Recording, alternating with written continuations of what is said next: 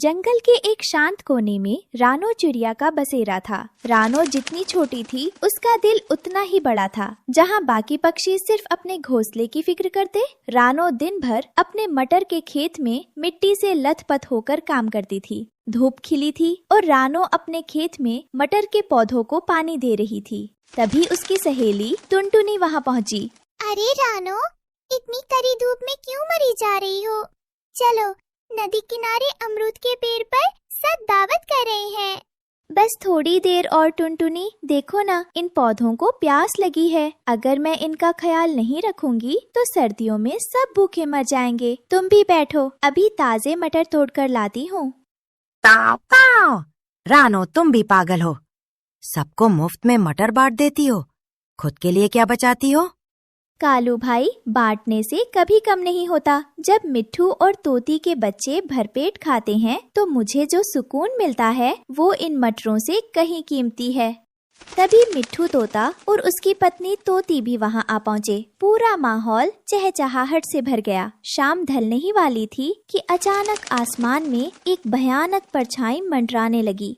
वो एक खूंखार चील थी जो एक जख्मी जादुई लोमड़ी का पीछा कर रही थी। लोमड़ी के शरीर से सुनहरी रोशनी निकल रही थी, लेकिन वो बहुत कमजोर पड़ चुकी थी।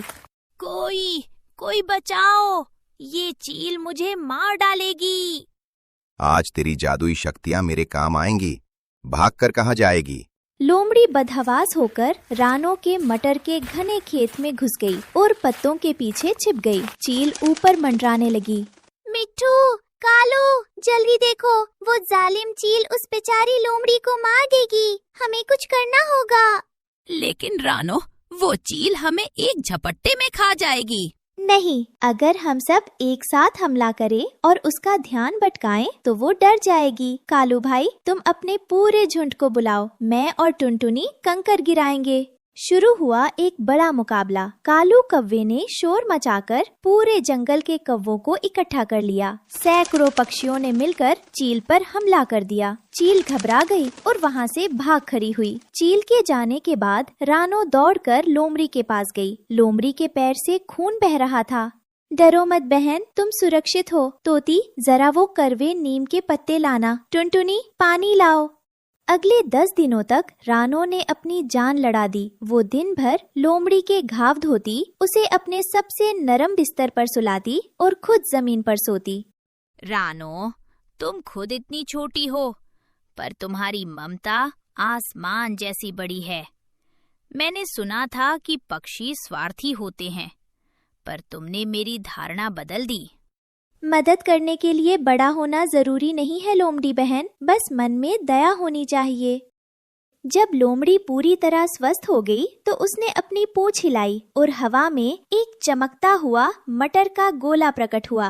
रानो, ये मेरी जादुई शक्तियों का अंश है। ये महामटर है। जब कभी जीवन और मृत्यु का संकट आए और तुम्हें लगे कि अब सब खत्म होने वाला है, तब इसे मिट्टी में दबा देना। याद रखना, ये सिर्फ तुम्हारी और तुम्हारे नेक दोस्तों की पुकार सुनेगा।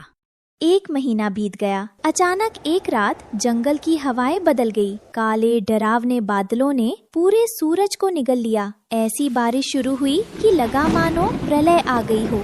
रानो, सब खत्म हो गया। मेरा घर गिर गया। तोती और बच्चे पेड़ के खोखले में फंसे हैं और पानी ऊपर चढ़ रहा है। चीची, रानो, तुम्हारा पूरा खेत बह गया। फसल की एक पत्ती भी नहीं बची। हम अब कहाँ रहेंगे? हम सब डूब जाएंगे। चारों तरफ चीख पुकार मची थी। बूढ़े पक्षी और छोटे बच्चे पानी के तेज बहाव में बहने लगे थे। रानो का मन भर आया। उसके पास खाने का एक दाना नहीं बचा था और उसका अपना घोंसला भी टूट चुका था। सब हौसला रखो। कालू, सबको यहाँ बुलाओ, इस ऊंचे टीले पर। सब पक्षी टीले पर इकट्ठा हुए। सबकी आंखों में मौत का खौफ था। तभी रानो को जादुई लोमड़ी का वो गोला याद आया। रानो ने कीचड़ खोदकर उस चमकते गोले को अंदर डाला और जोर से चिल्लाई, हे जादुई मटर, मेरे जंगल के मासूम पक्षियों को बचा लो। अचानक जमीन कांपने लगी, बारिश की बूंदें हवा में ठहर गई। मिट्टी से एक विशाल हरा तना निकला। वो इतनी तेजी से बढ़ा कि देखते ही देखते एक विशाल महल का रूप ले लिया। ये महल हजारों विशाल मटर की फलियों से बना था। देखो, वो द्वार खुल रहा है। रानो चिड़िया, डरो मत, तुम्हारी करुणा ने मुझे जन्म दिया है। जब तक तुम्हारे दिल में दूसरों के लिए प्रेम है, मेरी दीवारें किसी भी वज्रपात को झेल लेंगी। अपने सभी मित्रों को मेरे आंचल में बुला लो, यहाँ काल भी तुम्हारा कुछ नहीं बिगाड़ सकता। हे दिव्य महल, क्या तुम हमारी बातें सुन सकते हो? तुम्हारी हर फली से एक अजीब सी शांति मिल रही है। हमारे जंगल को फिर से खुशहाल बनाने में हमारी मदद करना। महल के अंदर कदम रखते ही गर्मी का एहसास हुआ। अंदर की दीवारें रेशम जैसी नरम थीं और छतों से जादुई रोशनी टपक रही थी। अरे रानो, बाहर तो बर्फीली हवाएं चल रही हैं और प्रलय जैसी बारिश हो रही है। लेकिन इस मटर के महल के भीतर कदम रखते ही ऐसा लग रहा है जैसे किसी ने मखमल की रजाई ओढ़ा दी हो। इसकी दीवारें इतनी ठंडी और हरी दिखती हैं, पर छूने में इतनी गर्म कैसे है? तोती बहन, ये प्यार और निस्वार्थ सेवा की गर्मी है। ये जादुई दीवारें किसी भी तूफान को अंदर नहीं आने देंगी। यहाँ तुम्हारे बच्चे बिल्कुल सुरक्षित है। अब डरना छोड़ दो। अरे, यहाँ तो मेजों पर ताजे मटर और फल सजे हैं। ये तो स्वर्ग है। महल के बाहर सूखी सूखी जमीन पर अचानक मीठे मटर की एक ऐसी खेती लहलहा उठी जो बाढ़ के पानी के ऊपर तैर रही थी। दोस्तों, ये हम सब की एकता का फल है। कालू भाई, जाओ और जितने भी पक्षी बाहर फंसे हैं सबको यहाँ ले आओ। आज कोई भी पक्षी भूखा या बेघर नहीं रहेगा। पूरी रात तूफान चलता रहा, लेकिन मटर महल के अंदर उत्सव का माहौल था। सबने मिलकर रानो की जय जयकार की। रानो, मैं हमेशा कहता था कि दूसरों की मदद करना बेवकूफी है।